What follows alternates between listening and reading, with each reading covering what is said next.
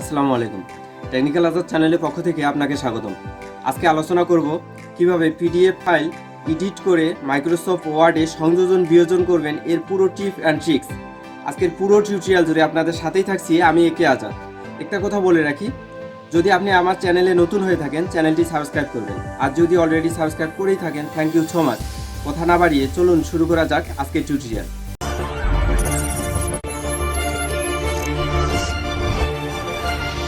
আজকে টিউটোরিয়ালে দেখিয়ে দিব কিভাবে পিডিএফ ফাইলকে আপনারা সংযোজন বিয়োজন করবেন খুব ইজিলি, এর পুরো টিপ অ্যান্ড ট্রিক্স।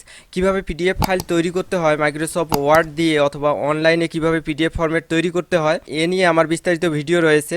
এটি যদি না দেখে থাকেন আজকের ভিডিও ডিসক্রিপশনে লিঙ্ক দিয়ে দিচ্ছি, এখান থেকে দেখে আসবেন। আজকে টিউটোরিয়াল শুরু করা যাক। এজন্য আমি একটি ব্রাউজার ওপেন করে নিচ্ছি। দেখুন গুগল ক্রোম ব্রাউজারে আমি ডাবল ক্লিক করলাম, আমার গুগল ক্রোম যে ব্রাউজারটি এটি ওপেন হয়ে গেছে। এখন রাইট সাইড এসে দেখুন এখানে গুগল অ্যাপস নামে একটি অপশন রয়েছে, রাইট সাইডে গুগল অ্যাপস। এই গুগল অ্যাপসে ক্লিক করে দিচ্ছি। ক্লিক করে দেওয়ার পর অনেকগুলো অ্যাপস আমি এখানে দেখতে পাচ্ছি। তো তার মধ্য থেকে ড্রাইভ, গুগল ড্রাইভ নামে যে অপশনটি দেখছেন, যে অ্যাপসটি দেখছেন, এখানে আমি ক্লিক করে নিচ্ছি গুগল ড্রাইভে। গুগল ড্রাইভে আপনারা ক্লিক করে নেবেন পিডিএফ করার জন্য।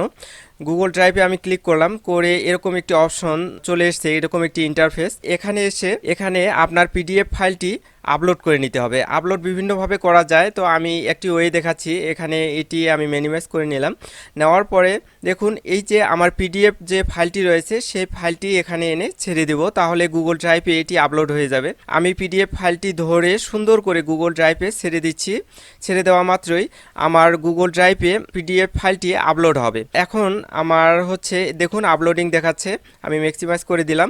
দেওয়ার পরে দেখুন এখানে আপলোড হয়ে গেছে, আমার পিডিএফ ফাইলটি আপলোড হয়ে গেছে। এই ফাইলটি কিভাবে আপনারা সংযোজন বিয়োজন করবেন আমি দেখাচ্ছি। এই পিডিএফ ফাইলটি যে আপলোড হলো, এখানে আমি ক্লিক করলাম, করার পর অনেকগুলো অপশন চলে এসেছে। দেখুন অন্য জায়গায় আমি ক্লিক করলাম, এই অপশনগুলো চলে গেছে। তো আপনাকে যেই পিডিএফ ফাইলটি আপনারা আপলোড করলেন সেই পিডিএফ ফাইলে একবার ক্লিক করে নেবেন। আমি একবার ক্লিক করে নিলাম। নেওয়ার পর অনেকগুলো অপশন এসছে। এসে এই যে 3 ডট দেখছেন, এখানে মোর অ্যাকশন নামে একটা অপশন রয়েছে। দেখুন 3 ডটে যদি আপনারা ক্লিক করে দেন, 3 ডট এখানে ক্লিক করার পর ওপেন উইথ নামে যে অপশনটি দেখছেন, 3 ডটে ক্লিক করার পর ওপেন উইথে যাওয়ার পরে গুগল ডক্স নামে একটি অপশন পাবেন, গুগল ডক্স। এখানে ক্লিক করে দেবেন। দেওয়ার পরে একটু লোড নেবে। আমার গুগল ডক্সে আমার ক্লিক করা মাত্রই মাইক্রোসফট ওয়ার্ড ডকুমেন্টটি সুন্দর করে চলে এসছে। আপনারা এখানেও সংযোজন বিয়োজন করতে পারবেন, কিন্তু এখানে সংযোজন বিয়োজন না করে আপনারা আলাদা জায়গায় সংযোজন বিয়োজন করবেন। এজন্য দেখুন লেফট সাইডে ফাইল নামে একটি অপশন রয়েছে। লেফট সাইডে ফাইল, দেখুন লেফট সাইডে ফাইল নামে অপশন রয়েছে।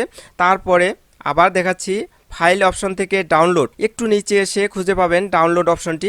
ডাউনলোড অপশন থেকে একবারে রাইট সাইডে চলে আসবেন। ডাউনলোড অপশন থেকে রাইট সাইডে এসে দেখুন মাইক্রোসফট ওয়ার্ড ডক্স এই অপশনে ক্লিক করে দেবেন। ক্লিক করা মাত্রই আপনার মাইক্রোসফট ওয়ার্ড যে ডকুমেন্টটি এটি ডাউনলোড হয়ে যাবে। মাইক্রোসফট ওয়ার্ড ডকুমেন্টটি আমার সুন্দর করে ডাউনলোড হয়ে গেছে। এই ডাউনলোডকৃত ফাইলটি আপনারা কিভাবে খুঁজে পাবেন, এজন্য দেখুন এই যে তীর চিহ্নটি রয়েছে লেফট সাইডে এসে তীর চিহ্নটি, এই তীর চিহ্নটি থেকে একটু নিচে আসবেন। এসে দেখুন শো ইন ফোল্ডার, এই অপশনে ক্লিক করে দেবেন। ক্লিক করার পরেই এমএস ওয়ার্ড ডকুমেন্টটি যেটি আমরা ডাউনলোড করলাম একটু আগে, সেটি খুঁজে পাচ্ছি আমরা এখানে।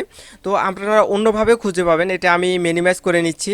মিনিমাইজ করে নিয়ে দেখুন দিস পিসি নামে যে আমার অপশনটি রয়েছে, এখানে ক্লিক করে দিলাম। দেওয়ার পরে ডাউনলোড নামে অপশন রয়েছে, এই ডাউনলোড অপশনে যদি ক্লিক করার পরে দেখুন এমএস ওয়ার্ড নামে যে আমাদের ফাইলটি ডাউনলোডকৃত সেই ফাইলটি আমরা খুঁজে পাচ্ছি। তো আপনারা যে কোনোভাবে এই ফাইলটি খুঁজে পেতে পারেন। তো আমি এখান থেকে ফাইলটি রাইট বাটনে ক্লিক করে কাট করে নিচ্ছি। নিয়ে আমি হচ্ছে ডেস্কটপে রেখে দিচ্ছি, যাতে আপনারা সুন্দরভাবে বুঝতে পারেন ফাইলটিকে, বা কিভাবে সংযোজন বিয়োজন করতে হয় সেটি দেখিয়ে দিচ্ছি। তো এখন দেখুন আমি ডেস্কটপের একটি ফোল্ডারে আমার ফাইলটি পেস্ট করে দিলাম। পেস্ট করার পরে এখন দেখুন এটা কিভাবে সংযোজন বিয়োজন করবেন। এই ফাইলটিকে আমি ডাবল ক্লিক করে নিচ্ছি। যে ফাইলটি আমরা এমএস ওয়ার্ডে কনভার্ট করলাম, করে এটি হচ্ছে ডাবল ক্লিক করে ওপেন করে নিলাম।